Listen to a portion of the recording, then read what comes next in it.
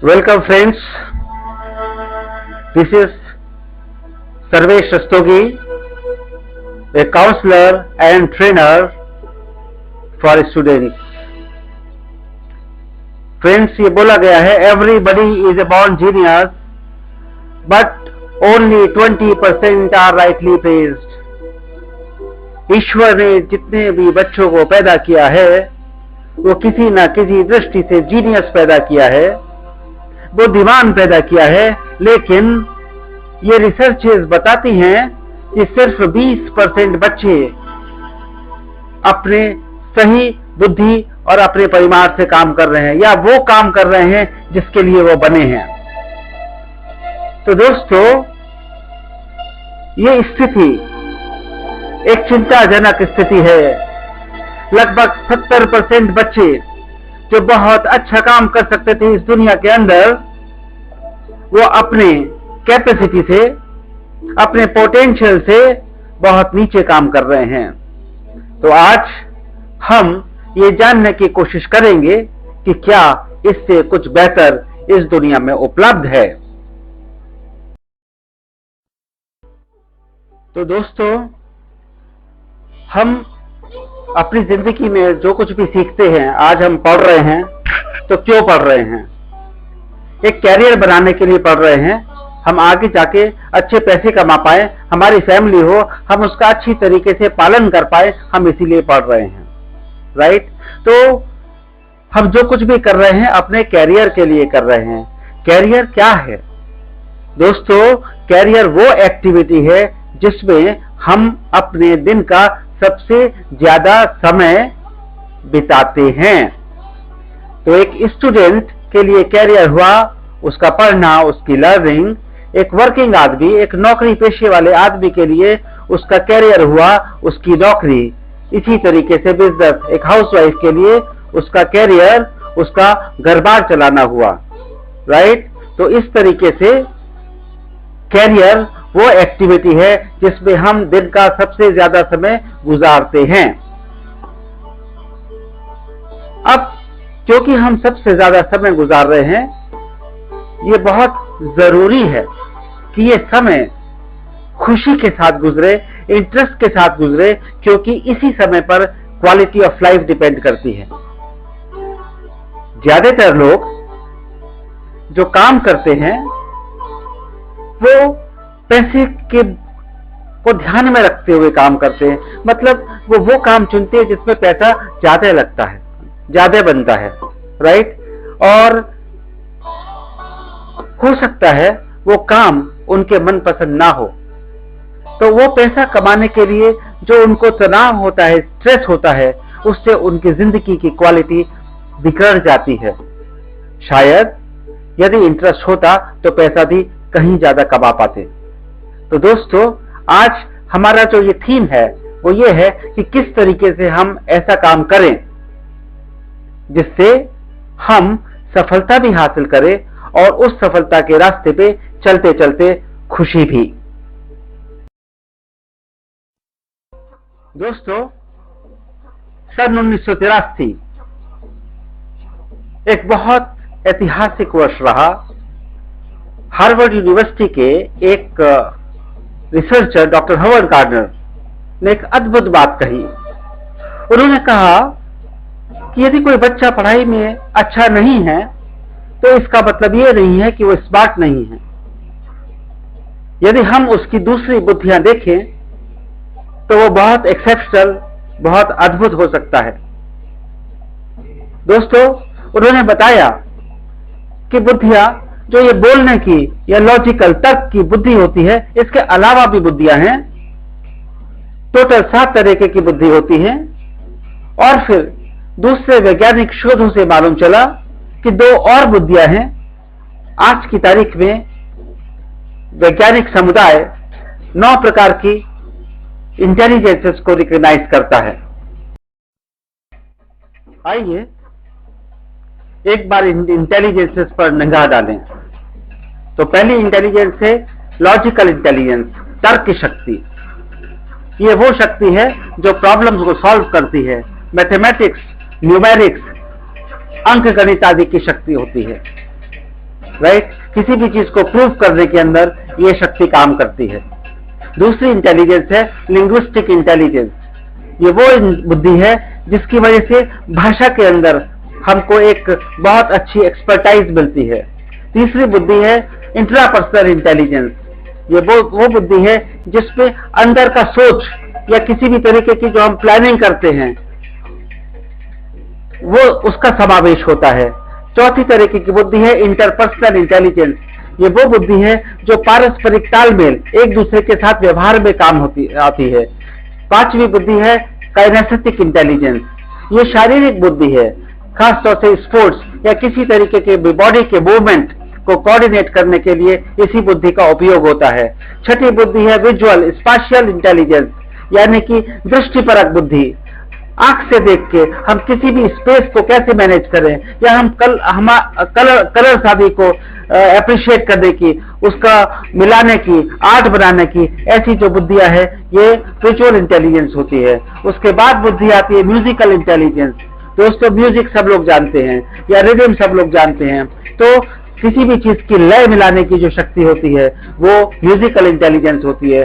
आठवीं होती है नेचुरलिस्टिक, नैसर्गिक इंटेलिजेंस। प्रकृति में जो चीजें जैसे विद्यमान हैं, जैसे फूल, पत्ते, ये शरीर, प्राणी, ये सारे के सारे नेचर ने जिस तरीके से अपने को रखे हैं, उनके स्पेसीज को, उनकी प्रजातियों को, उनको समझने की शक्ति।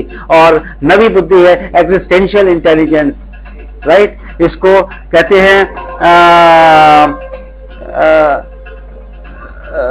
आध्यात्मिक इंटेलिजेंस, ईश्वर को समझने की, पर मनोविज्ञान को समझने की शक्ति।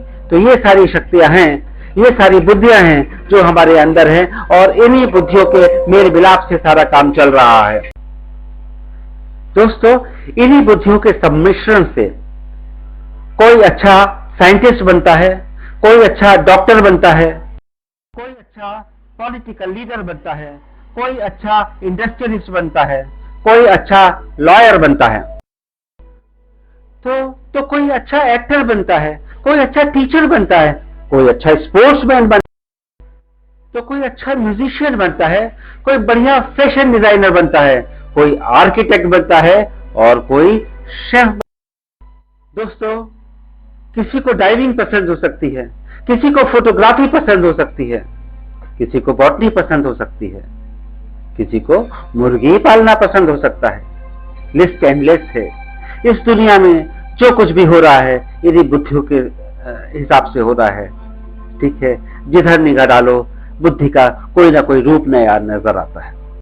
दोस्तों, हर बच्चा जो पैदा हुआ है वो अपनी एक पर्सनैलिटी लेके आया है, अपना लर्निंग स्टाइल, सीखने का तरीका लेके आया है, अपने IQ, EQ, CQ बहुत सारे क्वेश्चन लेके आया है, अपने अंदर अलग अलग बुद्धियों का परिमाण लेके आया है। कहने का मतलब यह है कि वो एक ऑपरेटिंग सिस्टम लेके आया है। ये ब्रेन, ये मस्तिष्क एक सुपर कंप्यूटर है। जिस तरीके से आप एक कंप्यूटर खरीदते हैं तो उसमें पहले सॉफ्टवेयर चलाने से पहले कोई ऑपरेटिंग सिस्टम लोड करते हैं, विंडोज 7 लोड करते हैं या मैकिन्टोश लोड करते हैं, आप कुछ लोड करते हैं तभी वो सॉफ्टवेयर ठीक तरीके से काम करता है। इसी तरीके से ईश्वर ने हमको भी एक ऑपरेटिंग सिस्टम दिया है, और वो ऑपरेटिंग सिस्टम है, इसकी बहुत सारी बुद्धियां, इसका आपका व्यक्तित्व और बहुत सारी चीजें, लेकिन हमको ये ऑपरेटिंग सिस्टम मालूम नहीं है।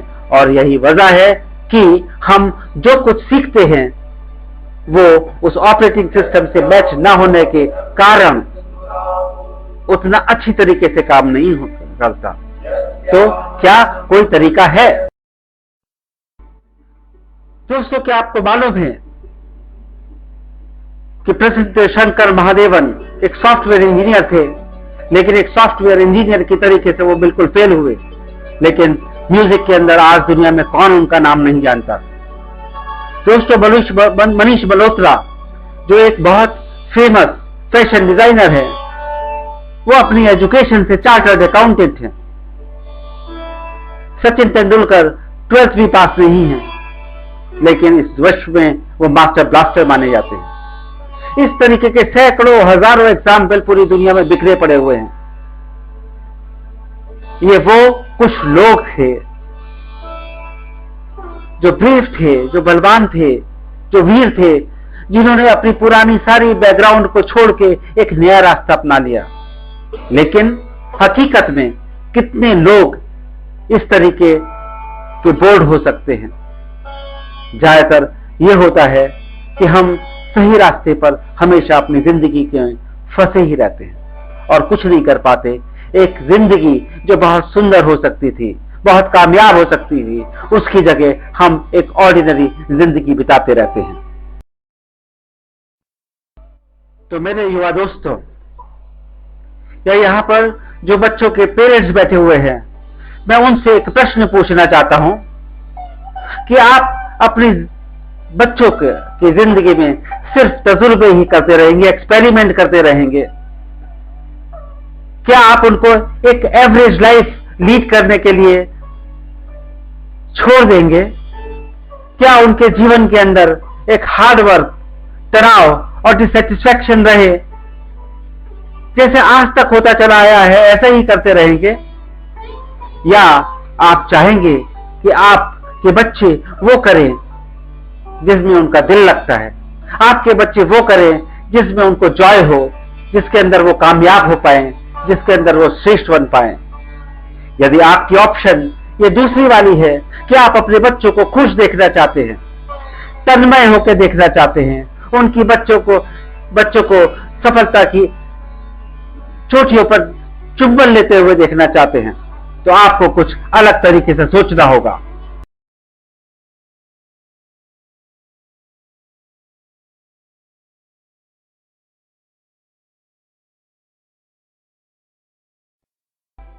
दोस्तों, इस दुनिया के अंदर बहुत सारे हमारे हितैषी हैं, सभी हितैषी हैं, सभी अपनी अपनी तरीके से कुछ सलाह देना चाहते हैं, लेकिन सब अपनी तरीके से सोचते हैं ना।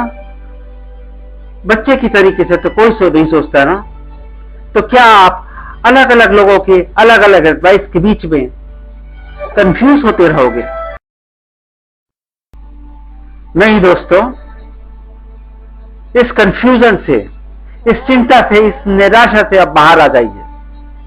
हमारे महान वैज्ञानिकों ने हमारे ब्रेन के, हमारे मस्तिष्क के जो रिसोर्सेज हैं उनको ढूंढ लिया है, हमारा ऑपरेटिंग सिस्टम ढूंढ लिया है।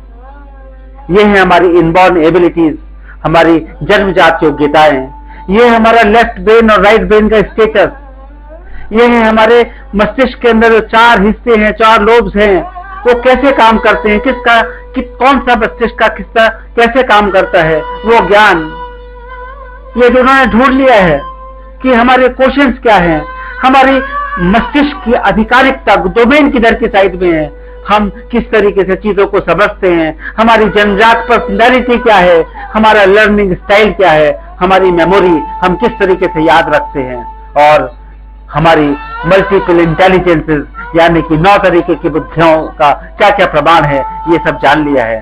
दोस्तों, इसका बहुत आसान तरीका अब मिल चुका है।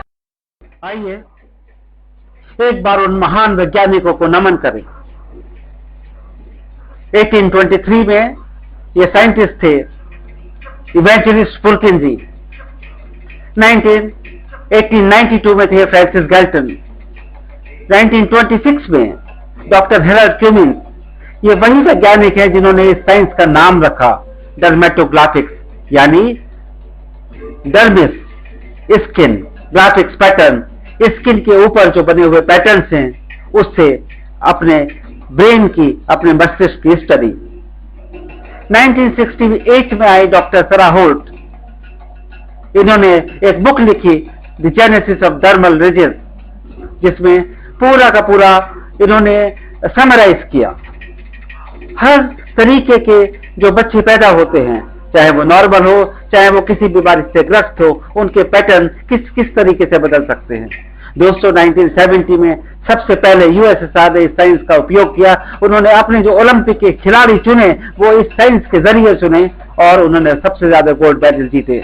1983 में डॉक्टर होवर्ड गार्नर, इनका विवरण हम ऑलरेडी कर चुके हैं, इन्होंने ये 9 इंटेलिजेंसेस पूरी तरीके से बताई। 1985 में डॉक्टर शेन ई माउ, जो हार्वर्ड यूनिवर्सिटी में थी, उन्होंने डर्मेटोग्राफिक्स के माध्यम से उन बुद्धियों को जानने की कोशिश की 1986 में डॉक्टर रीटा लेवी को नोबेल प्राइज मिला। उन्होंने बताया कि मस्तिष्क के अंदर जो तंतु होते हैं उनका ग्रोथ और हमारे डर्मिस में, हमारे स्किन के अंदर जो सेल होते हैं उनके ग्रोथ के अंदर संबंध है। और 2004 में IBMBS international behavioural and medical biometric society ने 7000 रिसर्चेस के बाद ये पाया कि ये तरीका बिल्कुल विश्वसनीय है। आइए एक बार हम इस रिपोर्ट को देख लेते हैं।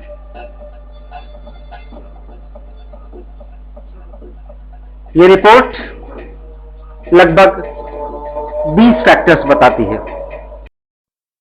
ये रिपोर्ट शो करती है इनबॉर्न एबिलिटीज, जन्मजात योग्यता है। कोई क्रिएटिव है, कोई इमेजिनेटिव है, कोई आर्टिस्टिक है, किसी की अकाउस्टिक म्यूजिक का ज्ञान ज्यादा है, किसी के अंदर आंख की क्षमता ज्यादा है, किसी के अंदर प्लानिंग करने की क्षमता ज्यादा है, किसी के अंदर तर्क देने की क्षमता ज्यादा है, किसी के अंदर बहुत अच्छी भाषा बोलने की क्षमता है, किसी का ऑब्जर्वेशन बहुत अच्छा है। ये रिपोर्ट बताती है कि आपका राइट ब्रेन और लेफ्ट ब्रेन का क्या प्रोपोर्शन है। राइट ब्रेन सृजनात्मक मस्तिष्क होता है, लेफ्ट ब्रेन पृथक्करण बहुत अच्छा करता है, एनालिसिस बहुत अच्छा करता है। तो उसका प्रोपोर्शन क्या है? ये रिपोर्ट आपके मस्तिष्क के चारों लोबों के बारे में बताती है। Frontal, temporal, parietal, occipital lobe के बारे में बताती है। 5 तरीके के क्वोशंट बताती है, IQ, EQ, AQ, CQ, SQ। दोस्तों ये रिपोर्ट बताती है डोमेन ऑफ माइंड। डोमेन का मतलब होता है अधिकार। हमारे मस्तिष्क जब कोई चीज सीखता है तो किस चीज को ज्यादा अथॉरिटी के साथ, अधिकार के साथ सीखता है। ये रिपोर्ट देती है ATD एंगल, यानी कि सीखने की संवेदना, कितनी जल्दी हम सीखते हैं और कितनी जल्दी हम डिसीजन लेते हैं।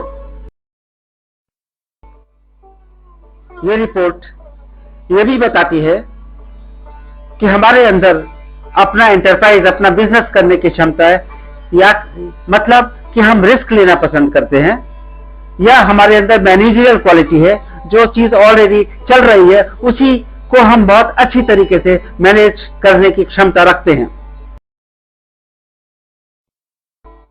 ये रिपोर्ट हमारी पर्सनालिटी, हमारी इनबॉर्न पर्सनालिटी के बारे में भी बताती है।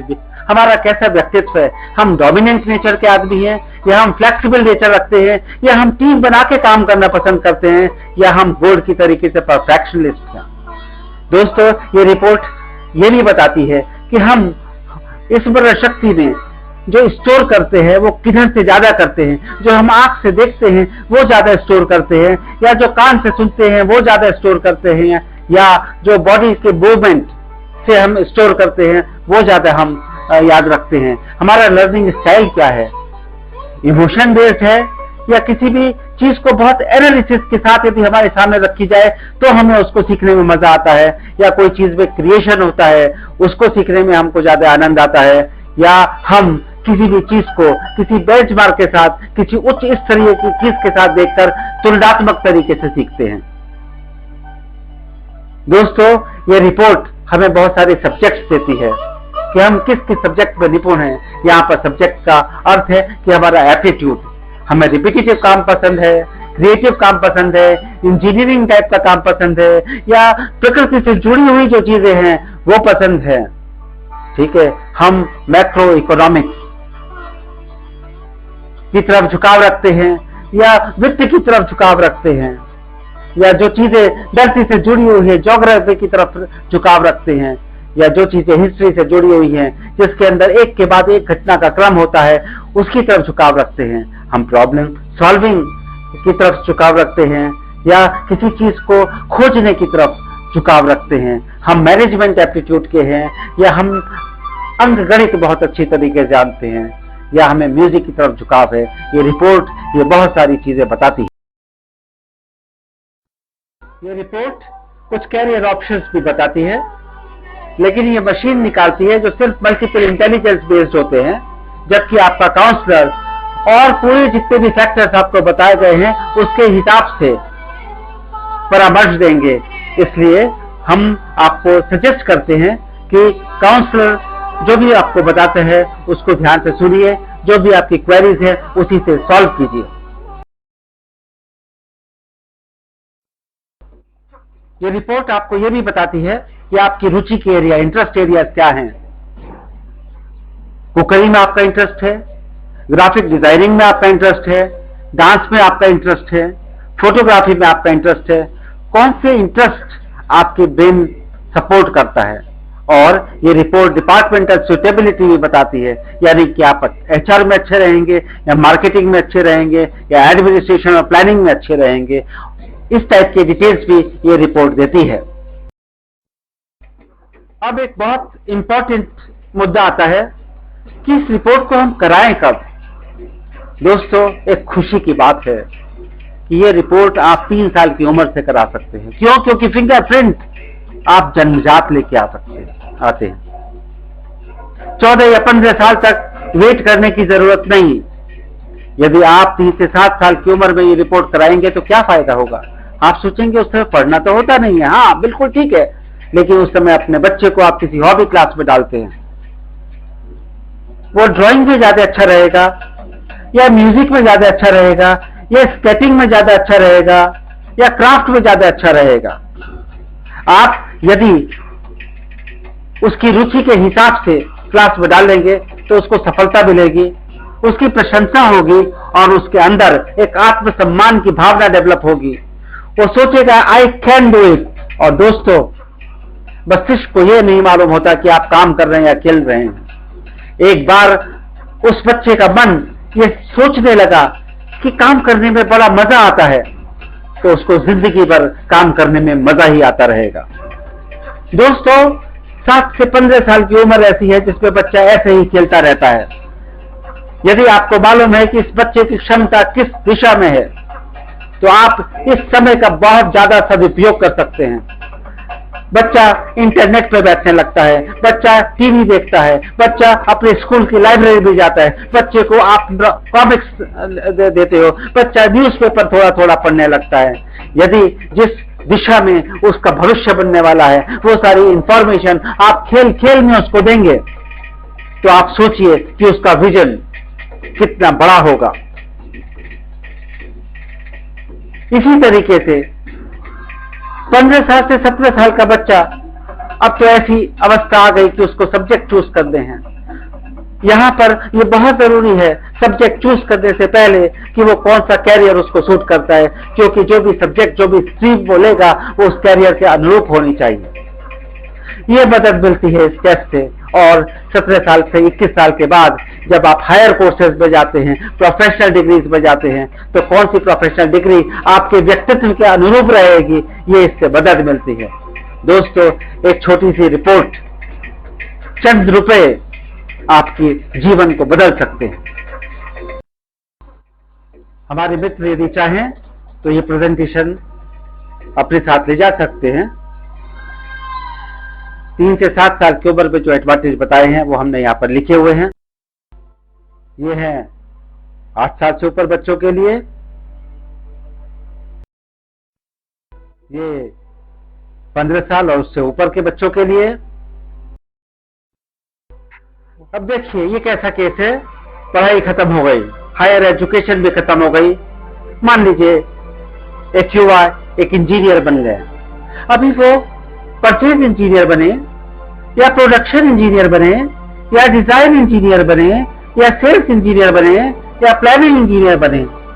दोस्तों, पढ़ाई एक ही है, लेकिन हर जॉब के अंदर उसका टेम्परामेंट, उसका व्यक्तित्व अलग अलग चाहिए। तो डीएमआईटी रिपोर्ट ये वाली गाइडेंस भी बहुत अच्छी तरीके से देती है। दोस्तों, हमने सुबह शुरू में ही कैरियर की बात कही थी। आप नौकरी करते हैं या आपको नौकरी पर किसी को रखना है, दोनों को ही एक संतुष्टि की जरूरत है। जो आदमी नौकरी पर जा रहा है, यदि उसको मालूम है कि वो उसकी योग्यता रखता है, तो उसके अंदर एक कॉन्फिडेंस रहेगा और वो आगे की तरफ प्रगति करेगा। यदि ऐसा नहीं है तो उसको थोड़ा थोड़ा डर लगा रहेगा और वो ठीक तरीके से काम नहीं कर सकेगा।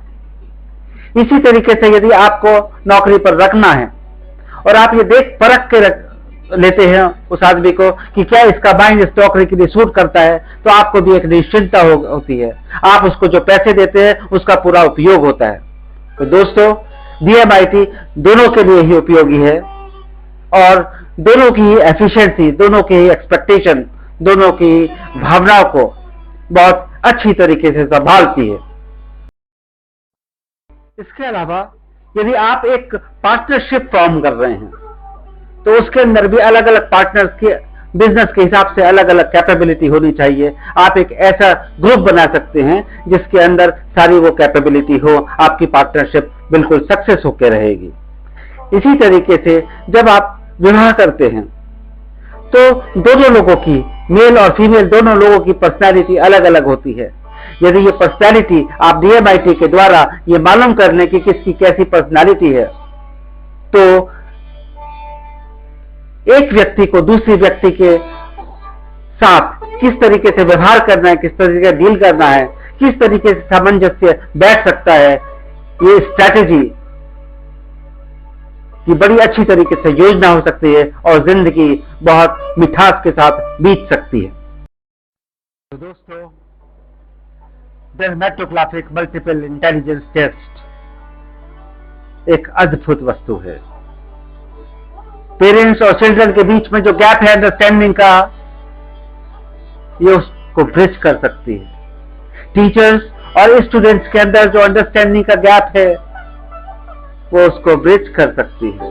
एम्प्लॉयर का एम्प्लॉय के बीच में जो गैप है वो उसको पूर सकती है।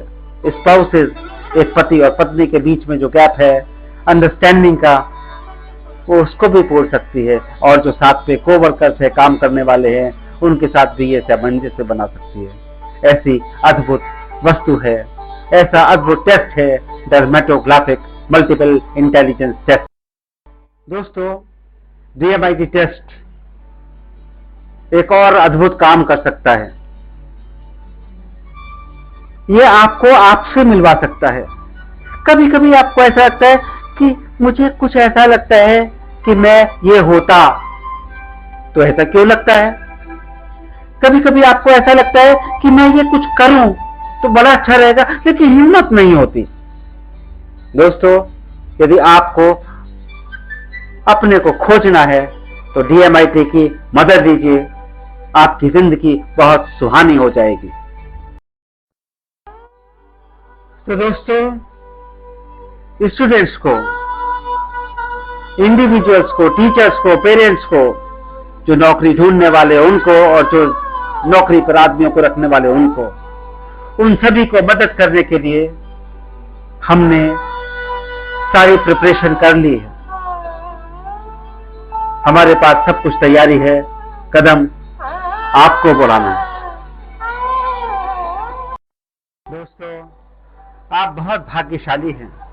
आप ऐसे समय में पैदा हुए हैं या आप ऐसे समय में युवा हैं जबकि इन सब वैज्ञानिक संसाधनों द्वारा आप हेल्प लेके अपनी जिंदगी को संवार सकते हैं। दोस्तों, हमारी ये शुभकामनाएं हैं कि अपनी जिंदगी को एक ऑर्डिनरी जिंदगी से एक्सेप्शनल जिंदगी बनाए, एक असाधारण व्यक्तित्व बनाए।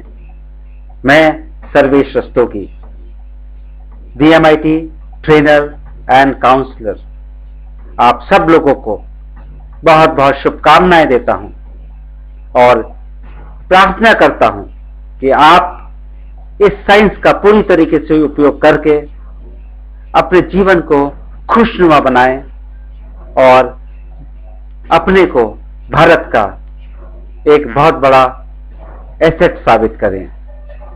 धन्यवाद।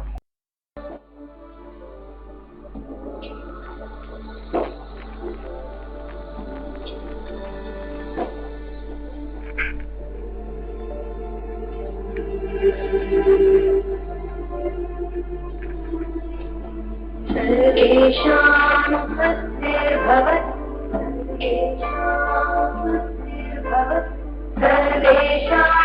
शान्तिर्भवतु, सर्वेषां पूर्णं भवतु, सर्वेषां मङ्गलं भवतु